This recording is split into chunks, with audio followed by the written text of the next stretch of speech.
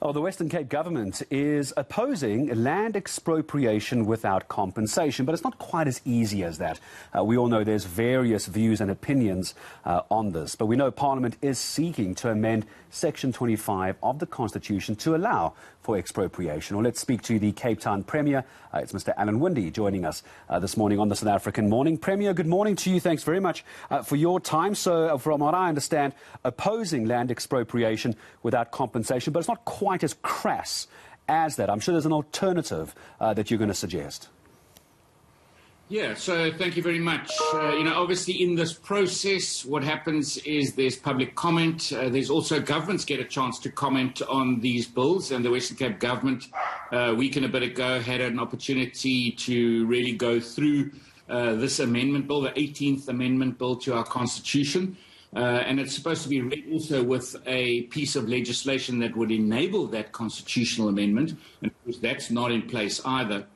But in principle, across the board, we do not believe that we need to change our constitution here to allow for expropriation without compensation. I think, first of all, the environment we find ourselves in with the highest youth unemployment rate in the world, the highest unemployment rate in the world, and the negativity that comes when a government sort of advertises that they are going to take your property away from you, and they're going to do it without even compensating you for it, really is not the right message to be sending out. And in actual fact, the Constitution already allows expropriation.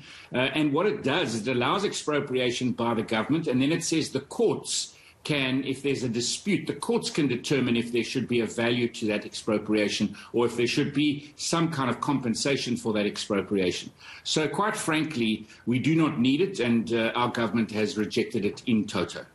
So just help viewers then understand, Premier, if you can, if not the call for expropriation without compensation, you're opposing that completely. What are you suggesting? You're talking about the courts, that it does have mechanisms in place. How do you practically see this playing out, and what would you be supporting as the Western Cape government? So obviously there's two issues here. The first one is if you are trying to get land reform going, and that's one thing. And so you need to already show that there is state land that you are making available. And I think about the agricultural sector. And quite frankly, that in South Africa has been a total failure.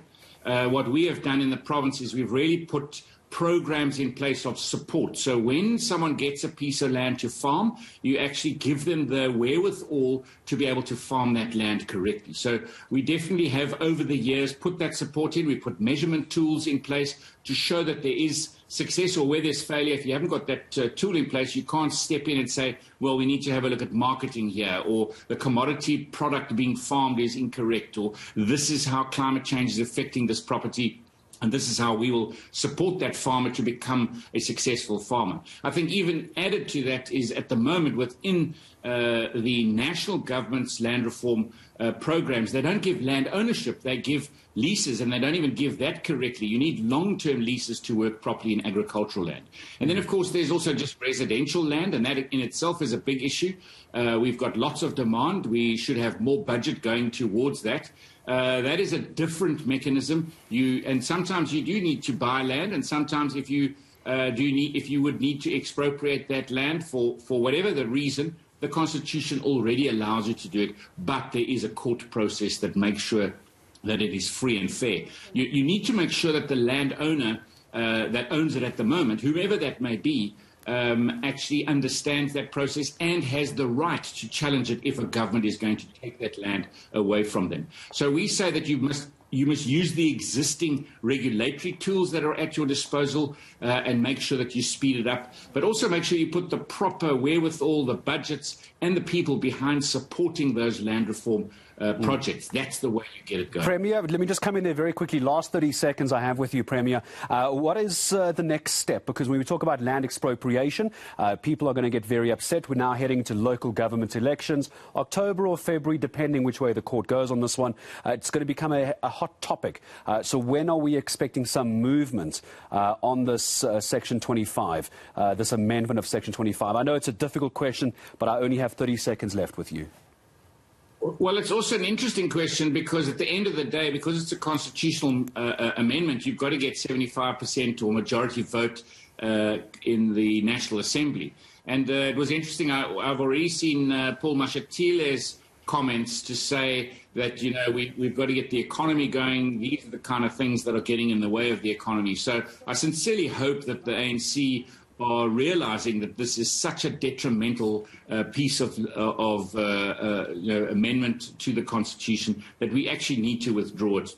And that's what I really hope happens now, that we have this withdrawn. They're not going to get a 2/3 majority. So in that case, just withdraw it. It gives much more certainty to the market. And that's what we need. We need people to understand that if you've got your piece of land, if you've got your home, even if you've waited for it because you were disadvantaged during the apartheid era, now you've got it, then in actual fact it's yours and it's safe. So I think they should just withdraw it.